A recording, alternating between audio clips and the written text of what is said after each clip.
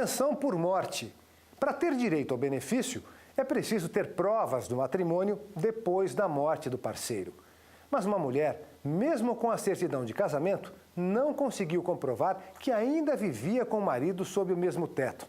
E o pedido de pensão por morte foi negado pela Justiça. Dona Clélia ficou viúva e teve que dar conta de sustentar as 3 filhas sozinha. E só o salário de professora não era suficiente. Ela contou com um auxílio importante, a pensão por morte do marido, que também era professor. Se não fosse esse dinheiro, Roberta, eu não teria como. Para ter direito ao benefício, Dona Clélia apresentou toda a documentação necessária, como certidão de casamento, certidão de óbito do marido falecido, certidão de nascimento das filhas. Com esses documentos, ela conseguiu comprovar ao INSS que estava casada e dependia financeiramente do marido. Mas também é comum encontrar casais que terminam o relacionamento e não oficializam a separação.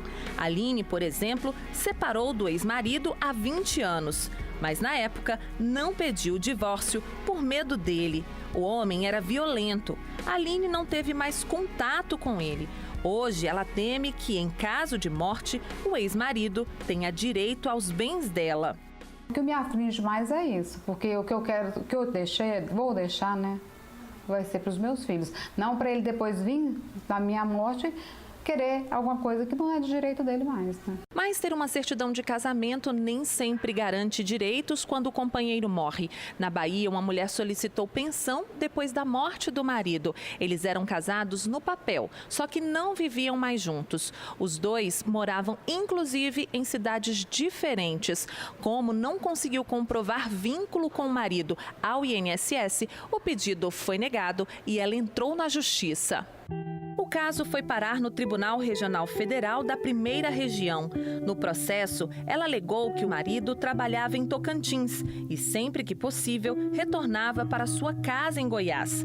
Mas os magistrados entenderam que o casal estava separado quando ele morreu.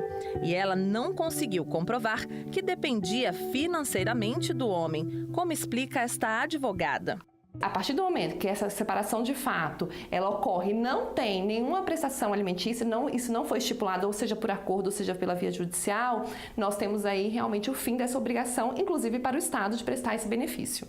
A advogada também alerta que a situação pode piorar para quem tenta enganar o INSS. A pessoa pode até ser processada. O importante é legalizar a situação assim que termina o relacionamento. O que nós temos a partilha de bens deve ser feita de acordo com o patrimônio que tinha na época da separação de fato. Da mesma forma da dissolução de união estável. Então, o que se faz é um retrato daquele patrimônio na época da separação de fato para poder se partilhar. Então, isso pode gerar uma confusão patrimonial muito grande, que vai gerar um conflito familiar, que pode gerar realmente até uma lesão patrimonial para uma das partes. Então, o ideal realmente se separou de fato, busque realmente fazer a partilha de bens, a dissolução dessa união estável, o divórcio, para pôr fim a essas questões.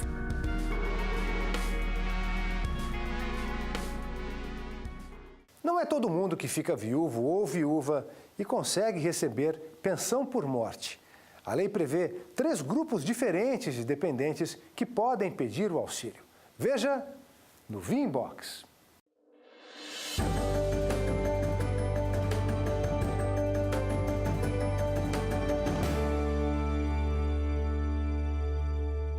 Não são todos os dependentes que têm direito à pensão por morte.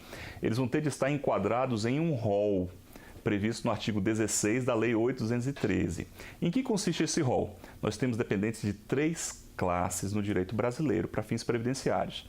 Na primeira classe estão aqueles com dependência econômica presumida, cônjuge, companheiro, filho menor de 21 anos, inválido ou com deficiência mental, intelectual ou deficiência grave.